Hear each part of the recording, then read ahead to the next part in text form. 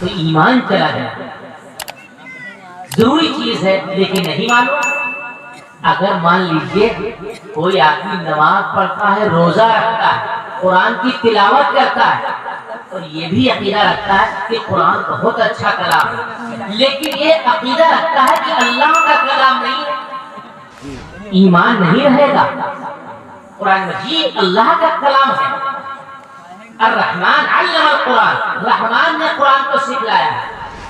بات تو بالکل ایک اوپری سی ہے، اوپر اوپر آپ سمجھ سکتے ہیں. لیکن اگر کوئی شخص قرآن کے تعلق سے اگر مثلا حضور اکرم صلی اللہ علیہ وسلم کو اللہ کا پیغمبر جانتا ہے، سچا نبی جانتا ہے، لیکن نعوذ باللہ اللہ کی الوہیت میں، معبودیت میں شریک مانتا ہے، آپ کو حاجت روا مانتا ہے، مشکل کشا مانتا ہے، ایمان چلا جائے گا. کیوں؟ قرآن کریم کہتا ہے کہ مشکل کشا اللہ کی ذات ہے. وَيَمْسَسْكَ اللَّهُ بِضُرٍّ فَلَا كَاشِفَ لَهُ إِلَّا هُوَ. اگر کوئی تکلیف پہنچانا چاہے تو اللہ کے علاوہ تو اس کو ہٹانے والا نہیں ہے. وَيُرِدْكَ بِخَيْرٍ فَلَا رَادَّ لِفَضْلِهِ. اور اگر اللہ کوئی خیر سے نوازنا چاہے اور تو اس کو کوئی اس خیر سے روک نہیں سکتا. اللہ جس کو کوئی خیر دینا چاہے، اللہ نے کسی کو اولاد دینے کا فیصلہ نہیں کیا تو کوئی اولاد دینے والا نہیں ہے. قرآن نے بات کہی ہے، قرآن نے بات کہی ہے یخلق ما یشاء. اور اللہ فرماتا ہے یہب لمن یشاء اناثا. اللہ جس کو چاہتا ہے لڑکیاں ہی لڑکیاں دیتا ہے. او یزوجہم ذکرانا و اناثا، یا لڑکا اور لڑکی دونوں دیتا ہے. وَيَجْعَلُ مَن يَشَاءُ عَقِيمًا. اور اللہ جس کو چاہتا ہے باندھ بنا دیتا ہے، نہ لڑکی نہ لڑکا. اگر کوئی کہے ارے ہم نے اللہ سے بہت مانگا، ذرا ہم وہاں بھی، ایمان چلا جائے گا. وہ اللہ کی ذات میں، صفات میں کسی کو شریک کرنا، ساجی ماننا، یہی تو شرک ہے.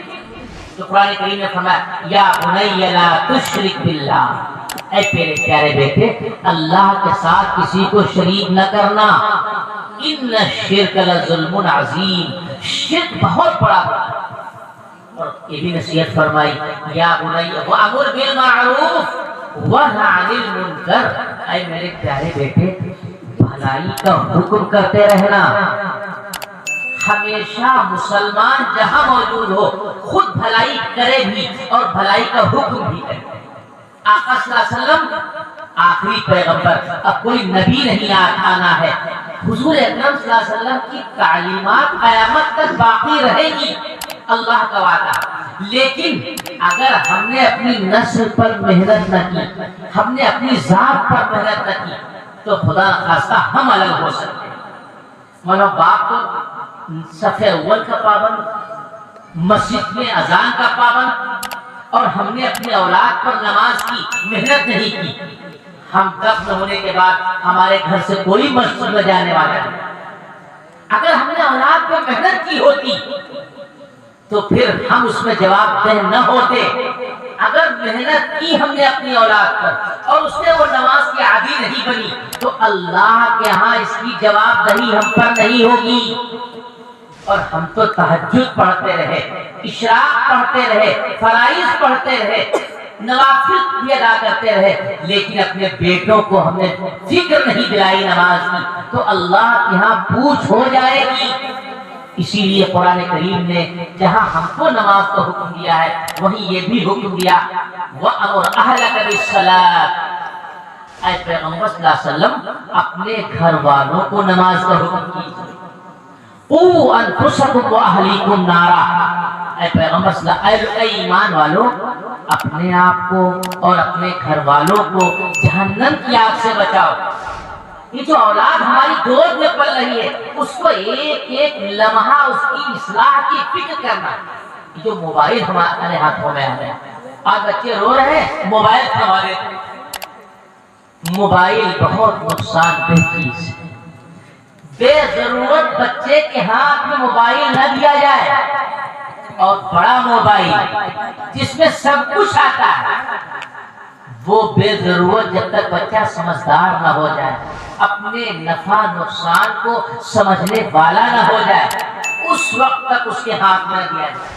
بہت سے لوگ بچیوں کو موبائل دے دیتے ہیں، لڑکیوں وہ کہیں پڑھ رہی ہے اور بڑا موبائل کو دے دیتے ہیں۔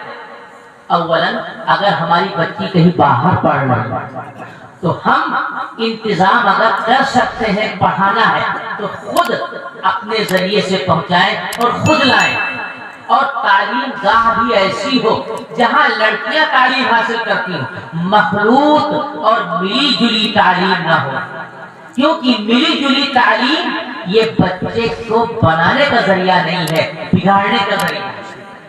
اس کا بھی ہمیں اہتمام کرنا ہے، کیونکہ خدا نخواستہ جسے میں نے عرض کیا آپ کے سامنے، حضور پاک صلی اللہ علیہ وسلم نے کیا فرمایا؟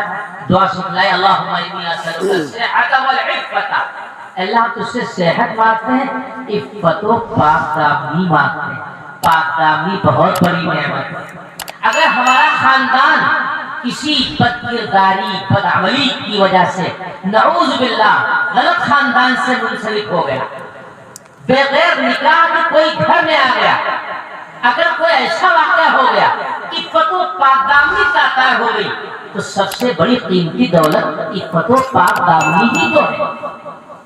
اب آج ہم لوگ اپنا لباس اپنے بچیوں کو پہناتے ہیں جو عفت و پاک دامنی کے خلاف۔ قرآن کریم نے باقاعدہ حضور پاک صلی اللہ علیہ وسلم کو پر جو قرآن نازل کیا گیا، کئی آیات میں حکم دیا گیا کیسا لباس پہنانا ہے۔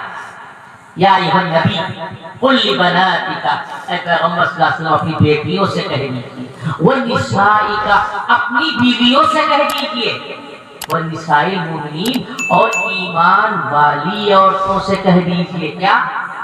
یدنین علیہن من جلابیبہن، یدنین علیہن من جلابیبہن، اپنے اوپر اپنے لامی چادروں کو ڈال لیا گیا، یعنی گھونگھٹ نکال لیا گیا۔ اس پاکیزہ زمانے میں جو صحابہ کا زمانہ ہے، حضور اقدس صلی اللہ علیہ وسلم کا زمانہ ہے، لیکن قرآن نے حکم دیا۔ آج فاطمہ کی بہن عائشہ کی بیٹیاں کیا کر رہی ہیں؟